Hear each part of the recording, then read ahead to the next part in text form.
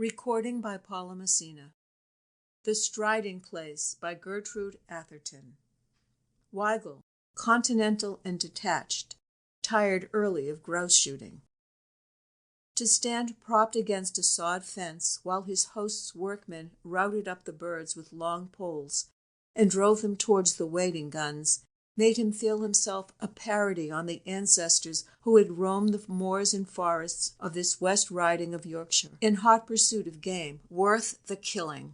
But when in England in August, he always accepted whatever proffered for the season, and invited his host to shoot pheasants on his estates in the south. The amusements of life, he argued, should be accepted with the same philosophy as its ills. It had been a bad day.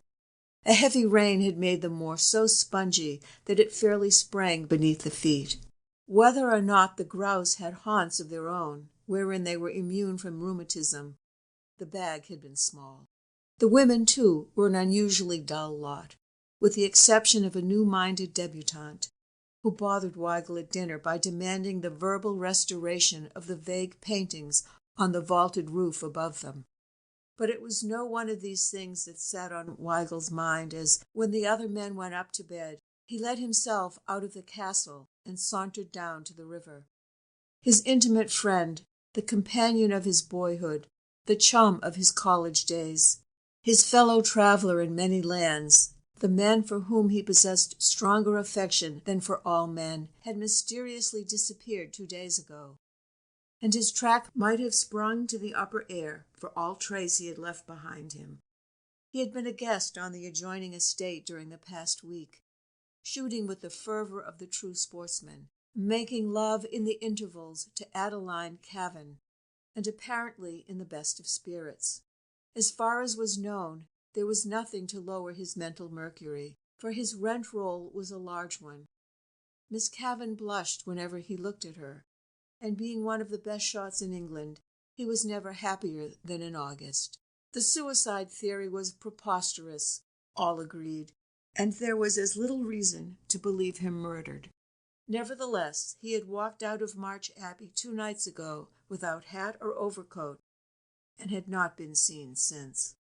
The country was being patrolled night and day. 100 keepers and workmen were beating the woods and poking the bogs on the moors, but as yet not so much as a handkerchief had been found. Weigel did not believe for a moment that Wyatt Gifford was dead, and although it was impossible not to be affected by the general uneasiness, he was disposed to be more angry than frightened.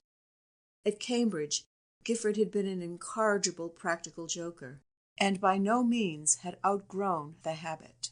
It would be like him to cut across the country in his evening clothes, board a cattle train, and amuse himself touching up the picture of the sensation in West Riding.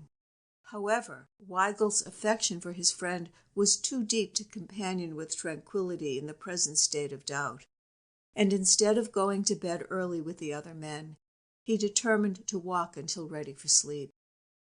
He went down to the river and followed the path through the woods. There was no moon, but the stars sprinkled their cold light upon the pretty belt of water flowing placidly past wood and ruin, between green masses of overhanging rocks or sloping banks tangled with tree and shrub, leaping occasionally over stones with the harsh notes of an angry scold, to recover its equanimity the moment the way was clear again. It was very dark in the depths where Weigel trod.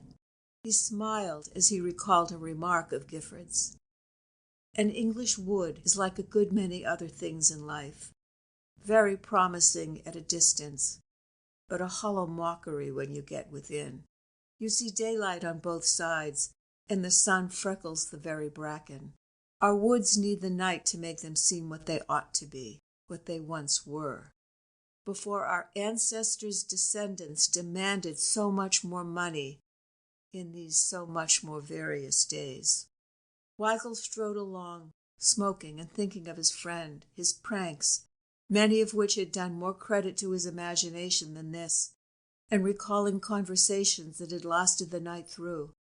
Just before the end of the London season, they had walked the streets one hot night after a party, discussing the various theories of the soul's destiny, That afternoon they had met at the coffin of a college friend whose mind had been a blank for the past 3 years.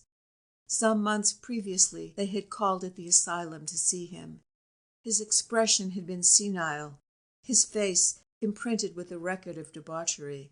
In death the face was placid, intelligent, without ignoble lineation, the face of the man they had known at college. Weigel and Gifford had had no time to comment there, and the afternoon and evening were full. But coming forth from the house of festivity together, they had reverted almost at once to the topic. "I cherish the theory," Gifford had said, "that the soul sometimes lingers in the body after death. During madness, of course, it is an impotent prisoner, albeit a conscious one. Fancy its agony and its horror. What more natural than that? When the life-spark goes out, the tortured soul should take possession of the vacant skull and triumph once more for a few hours while old friends look their last.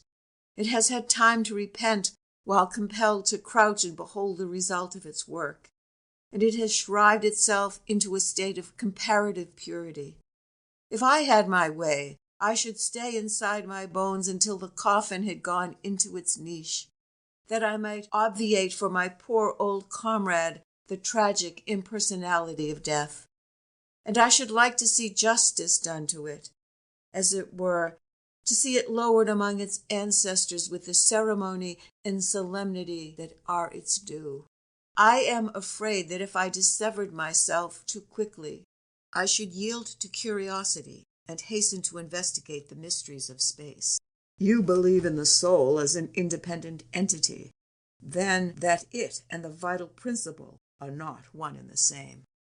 "Absolutely. The body and soul are twins, life comrades, sometimes friends, sometimes enemies, but always loyal in the last instance. Some day, when I am tired of the world, I shall go to India and become a Mahatma, solely for the pleasure of receiving proof during life of this independent relationship." "Suppose you were not sealed up properly, and returned after one of your astral flights to find your earthly part unfit for habitation.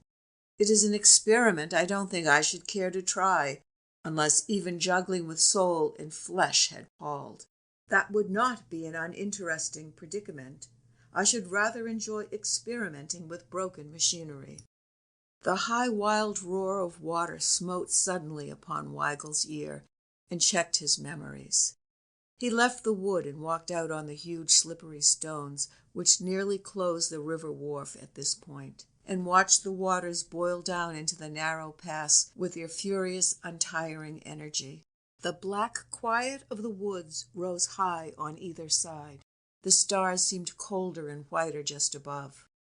On either hand, the perspective of the river might have run into a rayless cavern. There was no lonelier spot in England, nor one which had the right to claim so many ghosts, if ghosts there were. Weigel was not a coward, but he recalled uncomfortably the tales of those that had been done to death in the Strid. Wordsworth's Boy of Egremont had been disposed of by the practical Whitaker, but countless others, more venturesome than wise, had gone down into that narrow boiling course, never to appear in the still pool a few yards beyond. Below the great rocks which formed the walls of the Strid was believed to be a natural vault, onto whose shelves the dead were drawn. The spot had an ugly fascination. Weigel stood, visioning skeletons, uncoffined and green, the home of the eyeless things which had devoured all that had covered and filled that rattling symbol of man's mortality, then fell to wondering if anyone had attempted to leap the Strid of late. It was covered with slime. He had never seen it look so treacherous. He shuddered and turned away, impelled, despite his manhood, to flee the spot. As he did so, something tossing in the foam below the fall, something as white, yet independent of it, caught his eye and arrested his step. Then he saw that it was describing a contrary motion to the rushing water, an upward-backward motion. Weigel stood rigid, breathless. He fancied he heard the crackling of his hair. Was that a hand? It thrust itself still higher above the boiling foam, turned sideways, and 4 frantic fingers were distinctly visible against the black rock beyond. Weigel's superstitious terror left him. A man was there, struggling to free himself from the suction beneath the strid, swept down, doubtless, but a moment before his arrival, perhaps as he stood with his back to the current. He stepped as close to the edge as he dared. The hand doubled as if in imprecation, shaking savagely in the face of that force which leaves its creatures to immutable law, then spread wide again, clutching, expanding, crying for help as audibly as the human voice. Weigel dashed to the nearest tree, dragged and twisted off a branch with his strong arms, and returned as swiftly to the strid. The hand was in the same place, still gesticulating as wildly. The body was undoubtedly caught in the rocks below, perhaps already halfway along one of those hideous shelves. Weigel let himself down upon a lower rock, braced his shoulder against the mass beside him. Then, leaning out over the water, thrust the branch into the hand. The fingers clutched it convulsively. Weigel tugged powerfully. His own feet dragged perilously near the edge. For a moment he produced no impression. Then an arm shot above the waters. The blood sprang to Weigel's head. He was choked with the impression that the strid had him in her roaring hold, and he saw nothing. Then the mist cleared. The hand and arm were nearer, although the rest of the body was still concealed by the foam. Weigel peered out with distended eyes. The meager light revealed in the cuffs links of a peculiar device. The fingers clutching the branch were as familiar. Weigel forgot the slippery stones, the terrible death if he stepped too far. He pulled with passionate will and muscle. Memories flung themselves into the hot light of his brain, trooping rapidly upon each other's heels, as in the thought of the drowning. Most of the pleasures of his life, good and bad, were identified in some way with this friend. Scenes of college days, of travel, where they had deliberately sought adventure and stood between one another and death upon more occasions than one, of hours of delightful companionship among the treasures of art, and others in the pursuit of pleasure, flashed like the changing particles of a kaleidoscope. Weigel had loved several women, but he would have flouted in these moments the thought that he had ever loved any woman as he loved Wyatt Gifford. There were so many charming women in the world, and in the 32 years of his life he had never known another man to whom he had cared to give his intimate friendship. He threw himself on his face. His wrists were cracking. The skin was torn from his hands. The fingers still gripped the stick. There was life in them yet. Suddenly something gave way. The hand swung about, tearing the branch from Weigel's grasp. The body had been liberated and flung outward, though still submerged by the foam and spray. Weigel scrambled to his feet and sprang along the rocks, knowing that the danger from suction was over, and that Gifford must be carried straight to the quiet pool. Gifford was a fish in the water, and could live under it longer than most men. If he survived this, it would not be the first time that his pluck and science had saved him from drowning. Weigel reached the pool. A man in his evening clothes floated on it, his face turned towards a projecting rock over which his arm had fallen, upholding the body. The hand that had held the branch hung limply over the rock, its white reflection visible in the black water. Weigel plunged into the shallow pool, lifted Gifford in his arms, and returned to the bank. He laid the body down and threw off his coat that he might be the freer to practice the methods of resuscitation. He was glad of the moment's respite. The valiant life in the man might have been exhausted in that last struggle. He had not dared to look at his face, to put his ear to the heart. The hesitation lasted but a moment. There was no time to lose. He turned to his prostrate friend. As he did so, something strange and disagreeable smote his senses. For a half moment he did not appreciate its nature. Then his teeth clacked together, his feet, his outstretched arms pointed towards the woods. But he sprang to the side of the man and bent down and peered into his face. There was no face. End of the striding place.